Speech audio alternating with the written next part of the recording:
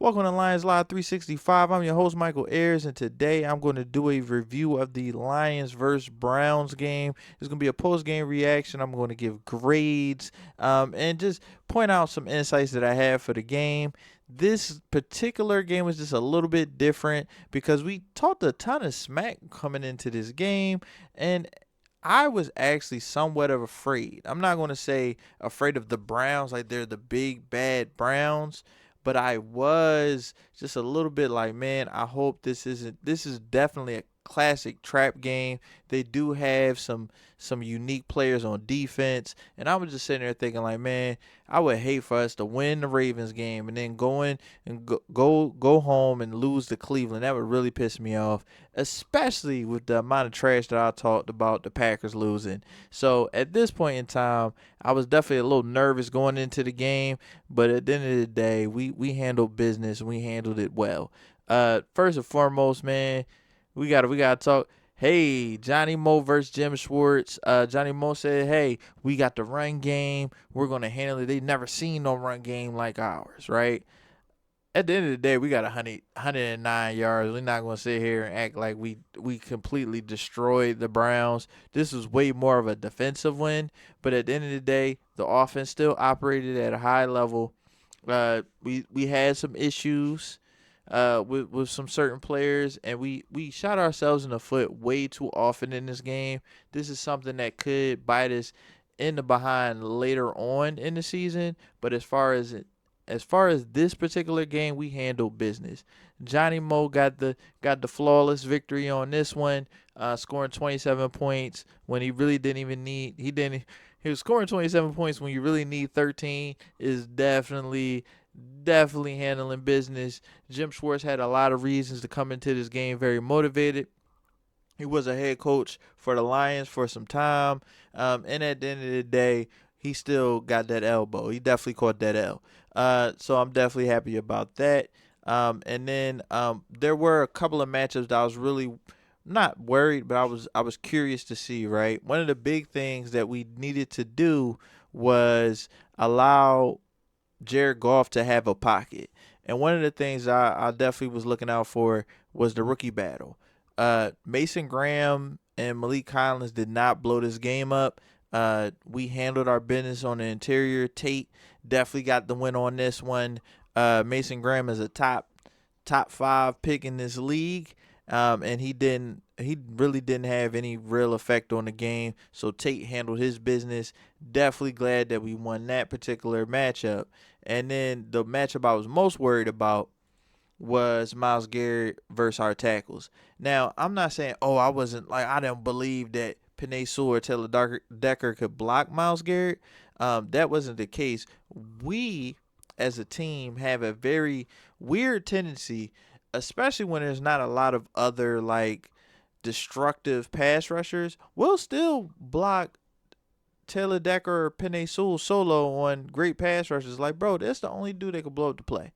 Why are we doing this? And Miles Garrett was like very close to getting a sack, but close don't mean nothing. He got a ton of pressures in the game. He caused Taylor Decker to false start a couple times, but at the end of the day, we kept an elite pass rusher away from our quarterback. We gave up 0 sacks against the number one defense in the league, and we made sure that we put up them points. So for me, this was just a perfect situation. It showed where our offense was. We had some hiccups, but at the end of the day, we got the points on the board, and we were able to run the ball when we absolutely needed to run the ball. We were able to pass block when we absolutely needed to pass block. So for me, it was a pretty much an A plus game. I'm not gonna say A plus. I'm gonna say it's an A minus game for the offense. Shooting yourself in the foot can definitely kill some drives, and I feel like defense and special teams kind of helped us out when we didn't do what we needed to do on offense. So I'm gonna give them an A minus, right? The offensive MVP. I felt like if I were to not give Amon Ra the MVP, I'm basically just picking on him because at the end of the day, this dude is just so consistent. He's averaging the first down to catch. I mean, he got 70 yards on 7 catches. And he's averaging the first down to catch. He got 2 touchdowns. He's putting points on the board and he's doing it consistently. Um, I've never seen a guy who has regular height just be so dominant in the red zone. Like the connection between Goff and St. Brown.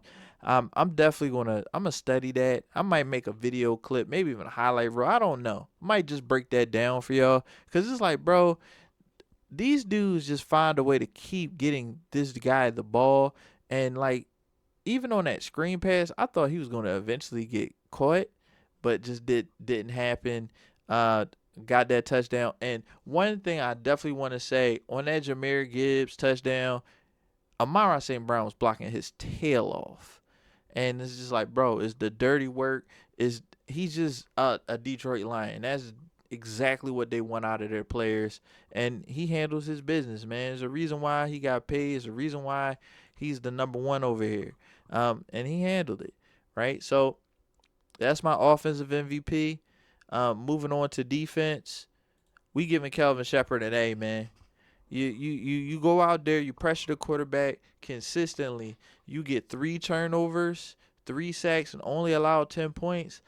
Especially with your guys getting flagged every other play. With what it felt like we was getting flagged a lot. There's a lot of ticky tack stuff too, and I'm gonna talk about that later. But Kelvin Shepard deserves an A for this particular performance. He handled his business. I'm not gonna give him too many flowers for this because at the end of the day, this is exactly what you're supposed to do against Joe Flacco. Like the dude's like 400 years old. Um, if and the crazy thing about it is Joe Flacco could have been sacked a lot more times, but Joe Flacco and what I've seen online is that people will be like, "Oh, we only got 3 sacks," but sometimes what'll happen is some quarterbacks just don't take sacks. They'll throw very dangerous balls, and that's basically what happened. It was like, bro, it was one time we got near Joe Flacco. He basically just threw a punt. Like Kirby Joseph caught that pick by himself. DJ Reed, that was a good pick.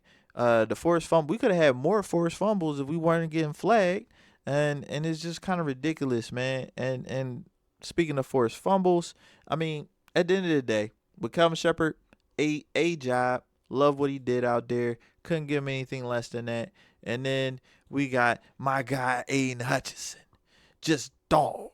You feel me? And Kevin Stefanski needs to be like, he needs to get his head checked. Like, how many times did you see Aiden Hutchinson get one-on-ones with Cornelius Lucas?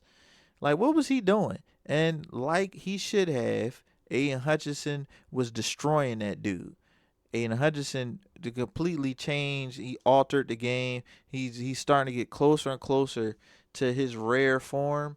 Like that first step. His first step is a little sluggish right now, but he's gonna definitely get back to it. And when he looked like he was hurt, bro, oh my God, I was so scared. It's like, dog, like what? And once you saw the shot that he took, like he took one right to the ribs, like guard took him out. That was crazy. Like, but at the end of the day, man, he handled his business, man. The elite levels. I think he can and still end this season with like 15, 20 sacks. He just has to get in gear, and we are running into a situation where we're getting some quarterbacks that are known to hold the ball. So I think he's really going to have his chances. And it would be a complete and utter, just a complete and utter just disaster if I go out here and don't talk about Khalif Raymond. Khalif Raymond did what he had to do. He had a play where he basically snatched the kick return away from Jacob Sellers, took that like 40 yards. He had the touchdown that basically, in my opinion, basically ended the game. And it's one of those things like you're a vet, you got a young guy that just comes in to replace you, and that's just what it is, man. Is the business of the NFL. But man, I love this dude. He really gets it done. So special teams is A plus. So we just got A's across the board. Um, Now we're gonna talk. We're gonna get a little negative. I hate getting negative, but it's the reality. It needs to happen. There's some things that need some work. One injury bug keeps hitting us one way or another. DJ Reed, Terrion both got hurt. I doubt both of them come back next week. And if we do get Terrion back, he wasn't playing that well anyway. So we need him to definitely lock in. I know a lot of people give him a lot of crap about everything at this point, bro. The bro got baptized and people was talking trash on the Twitter. Like, what? That's crazy. As a fan base, y'all gotta chill. Like, my man is getting closer to God, and y'all are over here talking trash to this man on Twitter. That's sick. Bruh gets hurt. Y'all applauding his injury. That's sick. We gotta stop. He's still a young dude, and if he bounced back, you can't take that back, bro. Like, y'all gotta chill. Um, Brian Branch is killing us with flags, and I'm feeling like him and Terrion are actually starting to get targeted. If it's borderline, they're throwing the flag. Like, them two throwing the flag. They don't care. It's close. If To be honest, if the receiver has the body language like something happened, they're getting the flag. Terrion got some really tacky holding calls. I mean, the receiver still caught it, but at the end of the day, they weren't really holds. If somebody runs into me and uses both his hands to push off, I'ma hold him a little bit. That's just how it is. And last but not least, um, J-Mo and Golf were completely off. J-Mo was dropping stuff. Golf was missing them. That connection, I've already done a whole video about that. And it looked a little bit better against the Ravens, but against the Browns, bro, it was trash. This was a J-Mo game.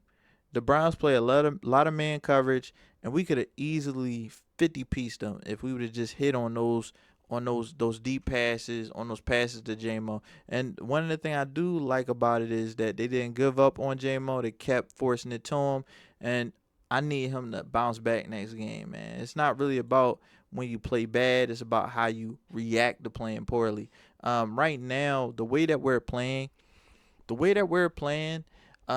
may not work against, like, if that was a Super Bowl game or something like that. Well, that probably isn't good enough against a real contender, but it's really all about getting a win and getting better every week. That's all we need to worry about. And now, last but not least, let's look at the standings, right? The Packers done messed up. They done did it again. They done found a way to not get this. They done found a way to give us back the division. They tied with Dallas and they lost to the Browns last week. Is work of art. This is what it is. This is what it is. It's just they've lost the feeling for success. They're addicted to failure, and I love it. I need it every single day. I love it. So when you look at it, they're literally a half game away from being last in the division. I love it. I'm still, my prediction that they go 9-8 is impossible now, but it's still on the table that they miss the playoffs. And I'm with every second of that. They're losing the games that you would circle and give them W's for. And that's a good sign. They are completely mortal outside of Lambeau Field. I'm loving that. The Vikings, I don't know. They lost to the Steelers. Not a bad team, but they out there with Carson Wentz. So who knows what they can do. And the Bears, they playing some of the worst teams in the world, man. I don't know how the Raiders gave that game away. They should have won that game almost running away. Just below average. But at the end of the day, we number one where we belong. We back home at number one. I love that. So that's my full review of week 4. It was a great Sunday to be a Lions fan, man. Great Sunday. And whether it is game day, draft day, or any day in between, it's Lions Live 365. Please like and subscribe. Peace out.